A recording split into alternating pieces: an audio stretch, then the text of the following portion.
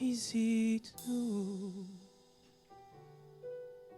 ô Esprit de Dieu, visite-nous. Ce que je vais te dire aujourd'hui, tu vas le faire plus et tu vas aller en profondeur. On va parler de la prière d'une autre façon. D'une autre façon, puisse le Saint-Esprit nous aider. Seigneur, tu es tellement extraordinaire.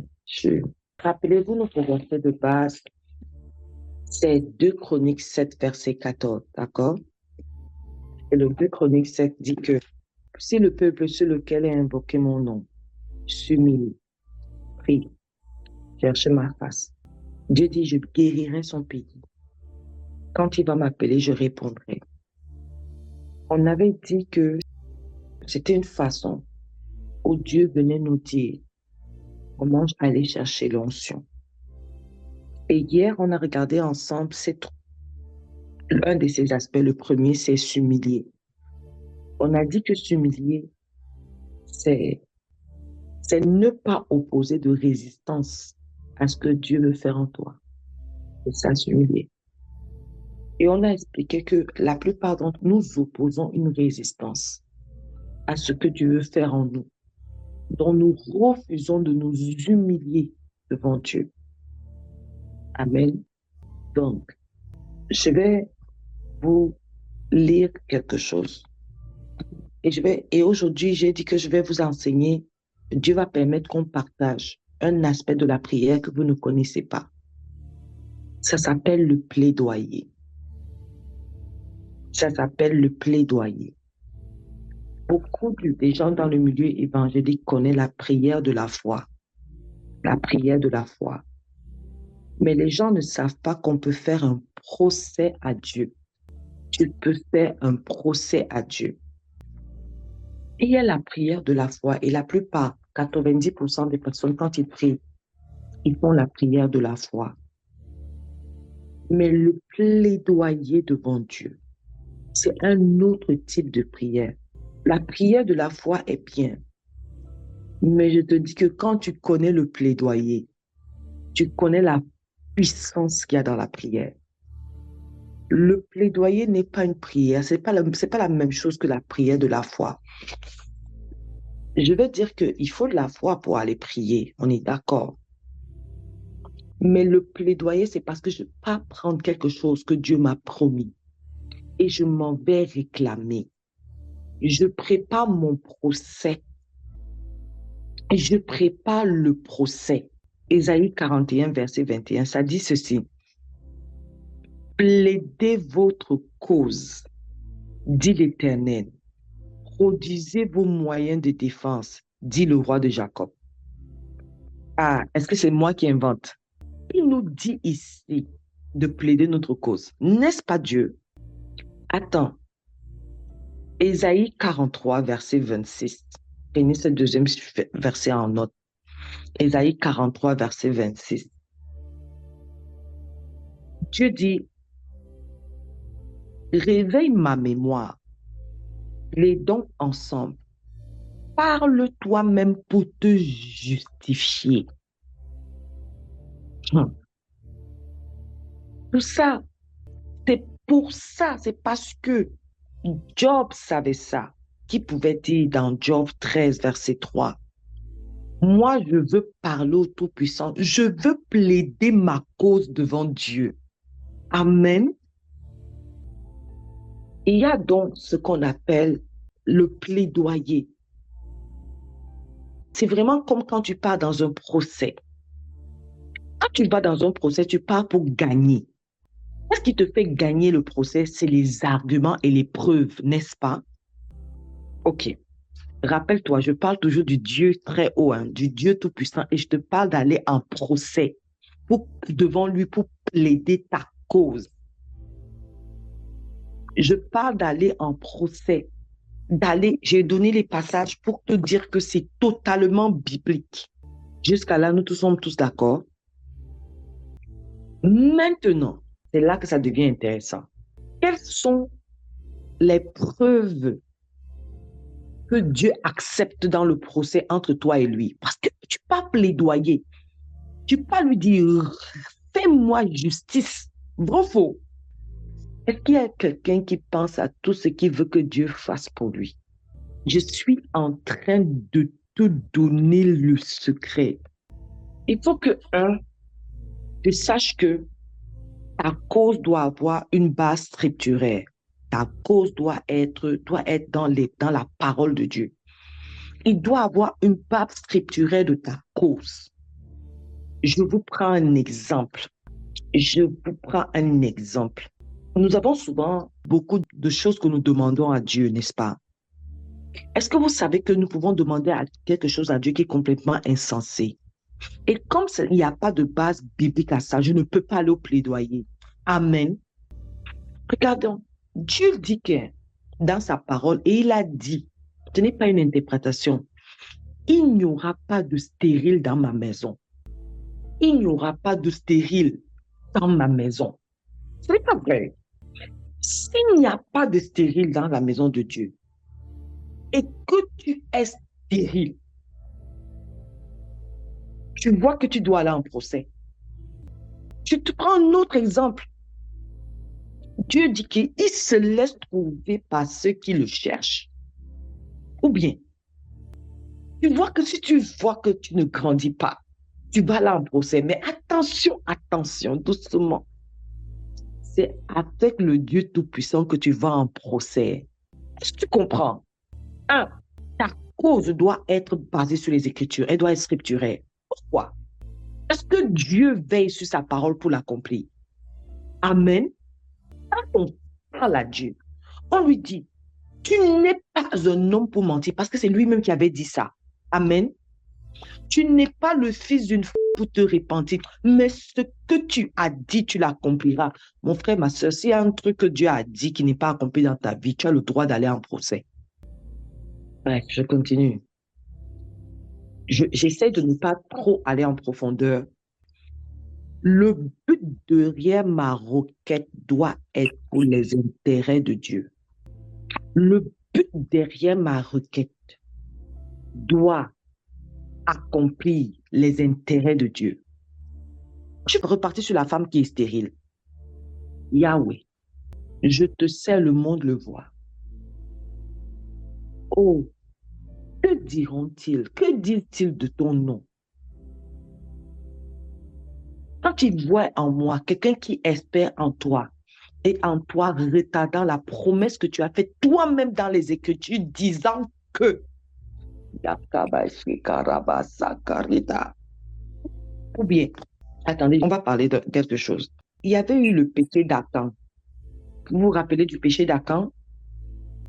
Et quand et le péché d'Akan, regardez, vous allez voir. On va lire Josué 7, d'accord. On dit que les enfants d'Israël commirent une infidélité au sujet des choses dévouées par interdit. Akan, fils de Carmi, fils de Zabdi, fils de Zérak, de la tribu de Juda, prit des choses dévouées. Et la colère de l'Éternel s'enflamma contre les enfants d'Israël. Josué 7, verset 1. Je continue au verset 2. Josué envoya de Jéricho des hommes vers Haï, qui est près de Beth-Aven, à l'orient de Bethel. Il leur dit, montez et explorez le pays. Et ces hommes montèrent et explorèrent Haï. Ils revinrent auprès de Josué et lui dit, il est inutile de faire marcher tout le peuple. 2 ou 3 000 hommes suffiront pour battre Haï. Ne donne pas cette partie à tout le peuple, car ils sont en petit nombre. 3 000 hommes environ se mirent en marche, mais ils prirent la fuite devant les gens d'Haï. Les gens d'Haï leur tuèrent environ 36 hommes. Ils les poursuivaient devant la porte jusqu'à Shebarim et les battirent à la descente. Le peuple fut consterné et perdit courage. Josué déchira ce vêtement et se prosterna jusqu'au soir, le visage contre terre devant l'arche de Yahweh, lui et les enfants d'Israël, et ils se couvraient la tête de poussière. Ils sont entrés dans le procès avec Dieu. Vrai ou faux? Ouais. Ils ont dit à Dieu, il nous arrive quelque chose qui est contraire à ta parole. Nous, on sait qu'on ne se reproche rien. Comment se fait-il donc que nous avons tourné le dos devant l'ennemi? Il y a quelque chose qui ne fonctionne pas. Dieu vient nous expliquer. Est-ce que vous savez que En fait, c'est une demande d'explication au Dieu des dieux. Mais vous voyez bien la façon, non? José dit, écoutez le plaidoyer de José. Ah, Seigneur éternel, pourquoi as-tu fait passer le Jourdain à ce peuple pour nous livrer entre les mains des Amoréens et nous faire périr? Josué rappelle à Dieu que ce n'est pas logique. Ce qui nous arrive n'est pas logique, contrairement à ta façon d'agir.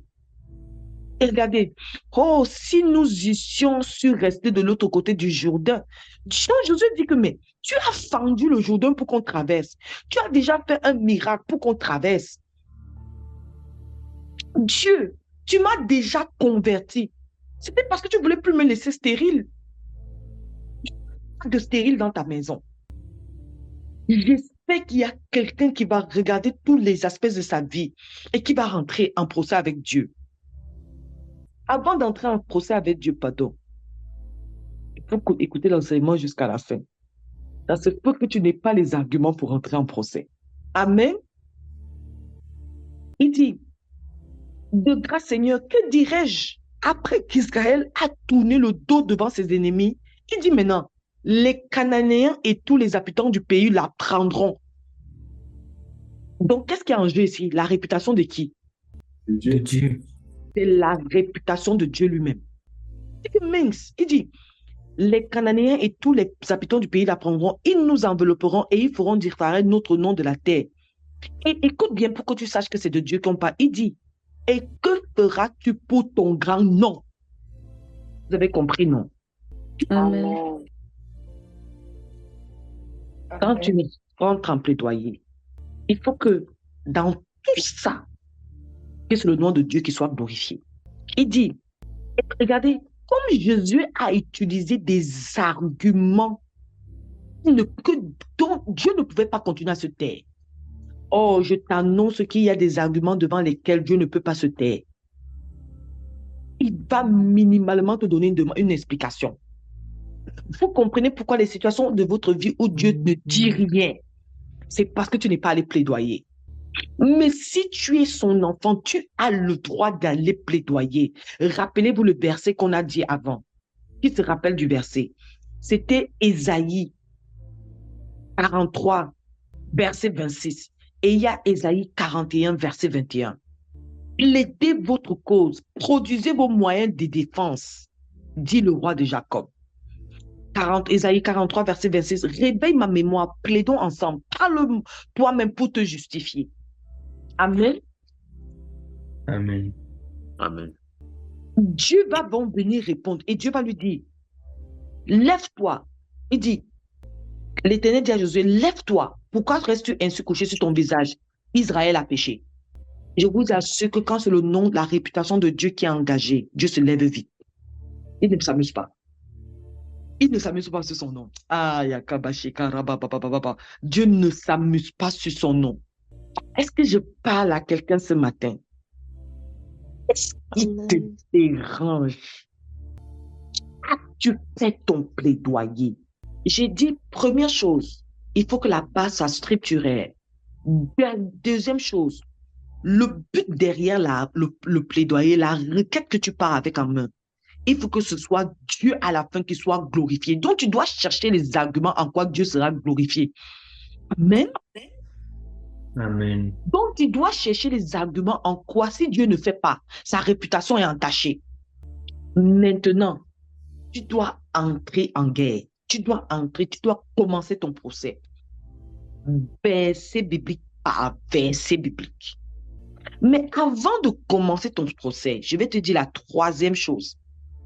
Il ne faut pas que tu aies un cœur qui te condamne. C'est quoi le cœur qui te condamne? Le cœur qui te condamne, c'est qu'il ne faut pas qu'en toi, il y ait une brèche qui soit ouverte.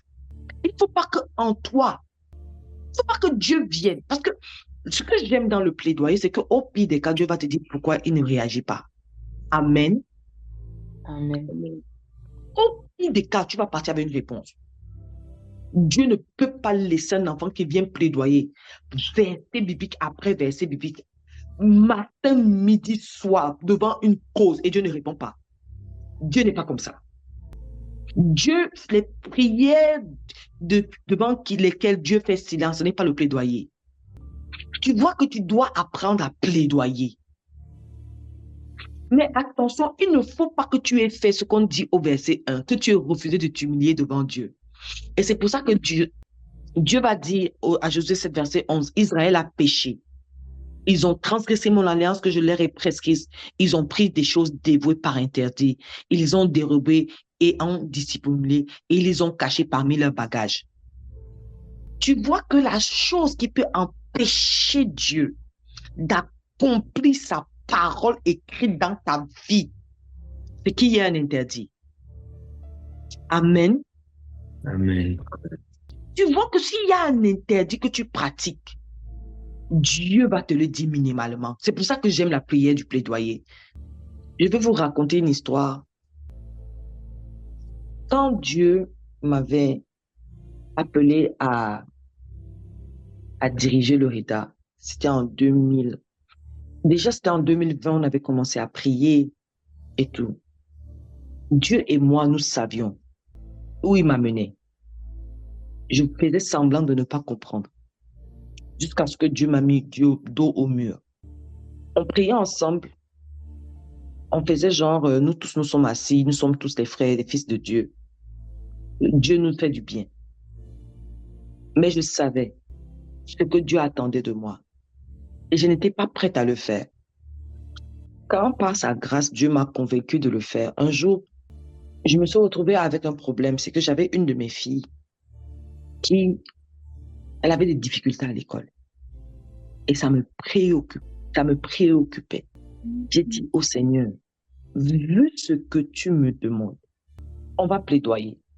J'ai écrit tout ce que Dieu m'a demandé de faire et que j'ai fait pour le glorifier. Je lui ai rappelé à quel point c'était difficile pour moi, mais que j'ai fait par amour pour lui. Et maintenant, j'ai écrit sur une autre page tout ce qu'il a promis à ceux qui feront ce que j'ai fait.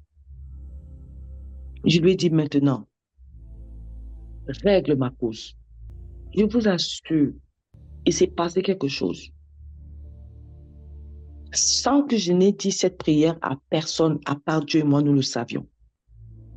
Mes filles avaient des problèmes en mathématiques parce que, vous savez, pour comprendre bien les problèmes en mathématiques, il faut comprendre le français. Dieu va mettre à cœur un professeur de français pour venir enseigner mes filles gratuitement. Ah, vous ne connaissez pas. Et ce n'est pas le genre de personne qui va le faire tout le temps. Ce n'est pas ce genre de personne. Mais il a eu ça dans son cœur. Et cette personne est venue me voir et m'a dit, je vais régler le problème de tes filles concernant le français. Et ça n'a pas duré. Quelqu'un d'autre est venu me voir et m'a dit, comme tu as beaucoup de filles qui font la musique, telle fille, je vais lui apprendre la musique gratuitement. Ces deux éléments dans la vie de ma fille a changé complètement son rapport avec l'école. Maintenant, on l'appelle la snipeuse des A. Oh, la prière, le procès, le plaidoyer. As-tu ta requête? As-tu ta requête? Mais attention, il ne faut pas que tu t'opposes ou que tu résistes à Dieu. C'est vraiment un scénario de la salle d'audience. Lisons un peu Osée 14, verset 2, vous allez voir. Osée 14, verset 2 dit, « Apportez avec vous des paroles et revenez à l'Éternel. Dites-lui, pardonne toutes les iniquités et reçois-nous favorablement. » Il dit, « Apportez avec vous des paroles. » Comprenez un peu. Il faut chercher les paroles. Il y a une autre version qui dit, « Cherchez les paroles. » Cherchez les paroles où Dieu ne pourra pas te dire non. Amen. Amen. Maintenant, qu'est-ce que la pétition? Qu'est-ce que la prière qui est la pétition n'est pas? Il y a des expériences personnelles que des gens vont vivre avec Dieu. Je prends un exemple. Il y a des gens qui vont te dire, j'ai prié tous les jours à minuit et Dieu m'a exaucé. Mes frères, c'est écrit dans la Bible comme ça. Non.